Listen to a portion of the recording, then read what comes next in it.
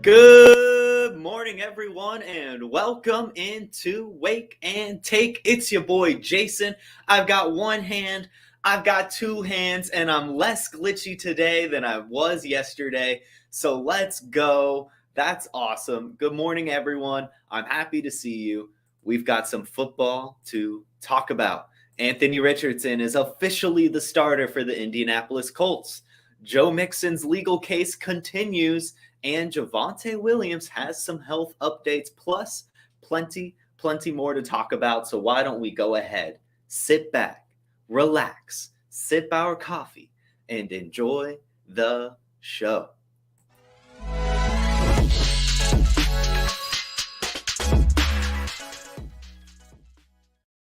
First things first, let's go with a little injury update, and it is that Mike Gesicki's injury that happened a couple days ago is a dislocated shoulder, specifically a mild dislocation within his shoulder, and he is expected to be back by week 1 per Ian Rappaport.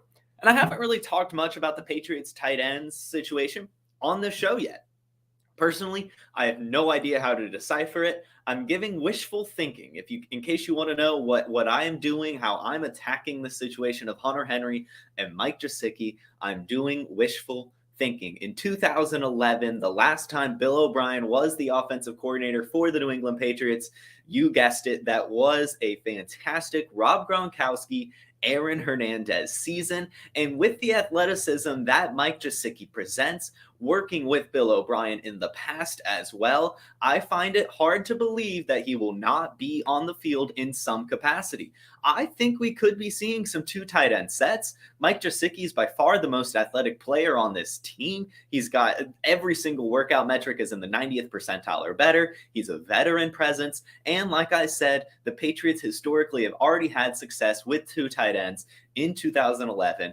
Gronk that season had 1,300 yards and 18 touchdowns. Aaron Hernandez had 900 yards and 7 touchdowns.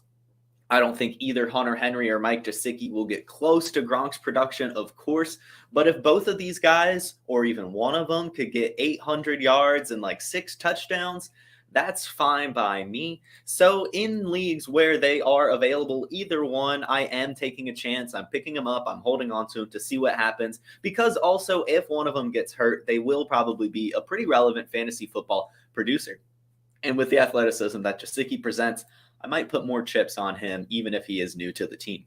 Now, Joe Mixon has had a little bit of a legal update. His case started on Monday. It is a bench trial, so he's just going straight to the judge for this, still pleading his case with the lawyers, the defendant's lawyers, and everything, and it is still being extended. More will be discussed today, so I will continue to keep you guys updated. The update from yesterday is that the interview from the victim was played in court yesterday. This is essentially what happened. Joe Mixon was driving. And then he cut her off in apparently, and then she flipped Joe Mixon off, flicked him off, and then he responded by cussing her out. And then she says that she saw a small handgun and then asked him to brandish it. Quote, "If you're gonna pull it out, get it." So I really don't know how to read into the situation. It sounds like, yeah, he cut her off, he cussed her out and everything, but then she literally told him to show the gun that she then is suing him over, bringing this case over. So that's a little weird to me. When I kind of saw that, I was like, maybe this isn't really aggravated menacing if she literally, irked it on for it to be a little bit worse than for it to be worse than it was. We'll see how it develops. Again, I don't think a suspension will happen this season, given the history of NFL suspensions. But if it does, I imagine it's not going to be that long either. With this charge, again, he does face a maximum of 180 days in jail and a maximum fine of $1,000. So it's not like it's even that big of a deal to begin with. But I will be keeping you guys updated for sure. Some fun news. Let's go with Lamar Jackson. Some fun news with Lamar Jackson is that he is actually submitting plays that he's either seen on social media or even came up with himself per Mark Andrews, and the coaching staff is using it. Baltimore is using plays per ESPN that Lamar Jackson has sent to the coaching staff. Lamar Jackson said, "I was just on social media, saw a couple routes and sent it to Coach T. Coach Monken liked the play, so he put it in practice." How cool is that? How cool is that? Mark Andrews also went on in this article to say that Lamar Jackson has a fantastic football mind and is always thinking of ideas. So it's just cool to see that the coaching system has a trust in their quarterback, as all coaching systems should. And it's cool for Lamar Jackson that he gets to essentially draw up some plays, maybe come up with some of his own stuff. That's got to lead to some confidence, and that's got to lead to some trickery as well. I'm curious to see how it develops and what plays we'll see this season. And then in the post-game interview, Lamar will be like, "Oh yeah, I saw that on social media and I sent that to Coach Monken and we added it," or "I came up with it late at night. I wrote it in my dream journal and then it was a play the following week." So anyway, very, very cool that they're doing this. I'm excited to see how it develops, and hopefully it means great things for the offense. Javonte Williams, as we all know, he's cleared to play. He is a superhero per Podfather and has, recovered way faster than everyone expected to. This weekend, he is expected to have his first preseason action, so make sure you tune into the Broncos game. Nothing more beyond that. Just absolutely remarkable that he was able to recover so fast and even get to do some preseason action. Sean Payton, if putting him out there for preseason, must feel like he's totally healthy. I mean, you're definitely not going to risk health in a preseason game if the guy's not fully healthy. So it will be cool to see how explosive Javonte Williams is post-surgery. So make sure, again, you tune in this weekend.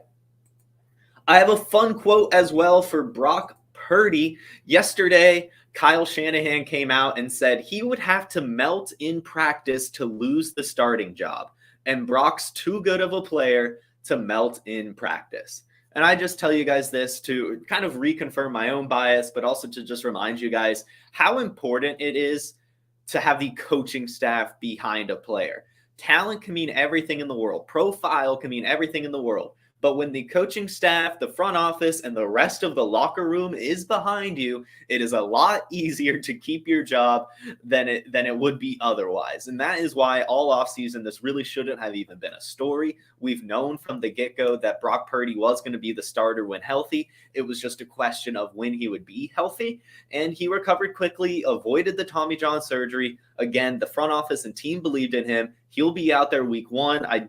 As far as I'm aware, so far still, there is not expected to be any preseason action, but it's not like he needs it, given with how he played last year. There are reports out of camp that he's looking a little rusty right now, but I expect that to be shaken off, and I expect him to be, back to his former self, given he's been fully cleared, given the coaching staff is still behind him, and given the arsenal of weapons that the San Francisco 49ers have. You've got to be rolling with Brock Purdy. You can still acquire him easily in Superflex leagues. I highly recommend it. I mean, the dude's young, only going into his second year, has one of the best coaches behind him, and I'm sure the 49ers will continue to find weapons for him, even when the Kittles, the Samuels, and the Christian McCaffreys are gone. Brock Purdy will still stand strong. And finally, or maybe not finally, I think that actually might be finally. It looks like we have a short show today. Anthony Richardson, officially named the starting quarterback for the Indianapolis Colts. Let's go. We all knew that he, of course, would start for the Colts sooner rather than later. Some, myself included, imagined that Gardner Minshew would be rolled out maybe week 1 or 2. Not really much more beyond that, but it just seems, they're like, screw it. Let's just throw A-Rich out there. He needs the reps. Jonathan Taylor's being an asshole. We're not really going to be winning games anyway. Let's roll out our stud quarterback, the athletic freak, Anthony Richardson. I'm not going to go so far as to say, as I know what's going to happen, I don't really have any expectations. I'll tell you this, Gardner Minshew, on the news of Anthony Richardson being named the starter, said, I totally understand. I'm all in with what we got going. I can't stress enough. I'm really excited about Anthony. I think he's going to be really special. I think he's got a great opportunity here. And I agree wholeheartedly. I really do believe that Anthony Richardson is bust proof. He's got the athleticism. He's got a fantastic coaching staff behind him, and he has a great head on his shoulders. All offseason, it's been reported that he's just been completely locked into the playbook. We've heard reports of that from college as well. Anthony Richardson himself, in the letter to the NFL, talked about how hard of a worker is, how much of a grinder he is when he comes to film, how much he's learned from Kyle Trask being kind of a similar way.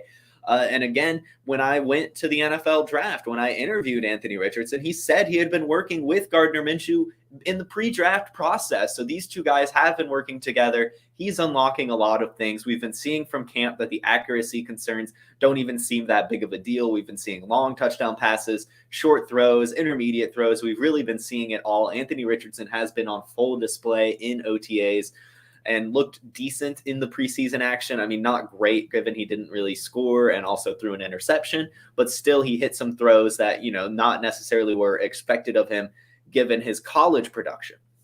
So I really do believe he's taking a step forward. I really do believe that Shane Steichen's going to take the best out of him. And if Jonathan Taylor can go ahead and return and get over whatever's bothering him, then this Colts team will probably be in good shape from a football standpoint. Not many wins, but at least they'll have an identity. At least you'll see clearly them moving forward and working on, maybe looking at competing in the South in 2024.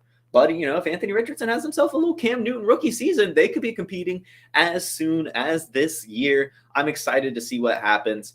And again, this might be your last chance to get Anthony Richardson in Superflex leagues, even with the hype now. One thing that we have to know about rookies is, yes, there's so much hype around them. Yes, they're expensive in dynasty leagues, but they still haven't tapped into their ceiling, and therefore their high market price is still not here. So if you believe in Anthony Richardson like I do, I would still recommend paying up for him just to do it. If he fails, he fails, but I think that this is the player worth betting on. I haven't heard any really negatives about him at all besides, the college production. And that's just, not enough for me when you have coaches and other NFL players working with you to work on that. And one final thing on this, Mike Chappelle on Twitter points out that this will be the 7th straight different opening day starting quarterback for the Colts. Hopefully this is the end of it. Hopefully they'll finally be able to move forward and have their new franchise guy in Anthony Richardson. 2017, it was Scott Tolzien. 2018, it was Andrew Luck. 2019, it was Jacoby Brissett. 2020, it was Phillip Rivers. 2021, it was Carson Wentz. 2022, it was Matt Ryan. And 2023, it's Anthony Richardson. And hopefully it will be the same in 2024 and beyond. Fellas, ladies, people who have tuned in to listen, do we have any questions to discuss? Or are we getting out of here early today and having our fantastic Wednesday? It is not looking like we have any questions, so thank you all so much for tuning in. This was another great episode of the Wake and Take. I hope to see you all tomorrow on this very Player Profiler YouTube channel for a very special episode with the Ahan Rungta. It's gonna be great. See you guys on Trade Gods tomorrow night as well. And I hope you all have a fantastic Wednesday, a fantastic rest of your week. Peace.